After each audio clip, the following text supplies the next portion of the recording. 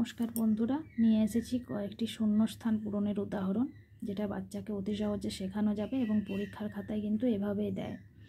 15-র পর থেকে বা 1 থেকে 10 পর্যন্ত বা 10 থেকে 20 পর্যন্ত এভাবে কিন্তু দেয় না, মধ্যিখান থেকে তুলে দিয়ে দেয়। 15-র পর থেকে লিখতে হবে, তখন বাচ্চারা ঘাবড়ে যায়। তো বাড়িতে যদি আমরা এভাবে প্র্যাকটিস করাই খুব সহজ হবে। যেমন 1 10 5 15, 1 10 6 16, 1 10 7 17, 1 10 8 18, 1 10 9 19, 2 10 20 বা 2 0 20, 2 10 1 21 আছে, তারপরে হবে 2 10 2 22, 2 10 2 22, তারপর হবে 2 10 3 23।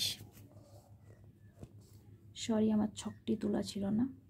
2 10 3 23, 2 10 4 24, তারপর হবে 2 10 5 25, 2 10 6 26, 2 10 7 27, 2 10 8 28, 2 10 9 29, 3 10 30, অনেক সময় 31 32 অবধি দিয়ে দেয়। 3 10 1 31, 3 10 2 32। বাচ্চাদেরকে লেখানোর সময় অবশ্যই আমি সব সময় বলেছি ছক কেটে ভালোভাবে লেখাবেন।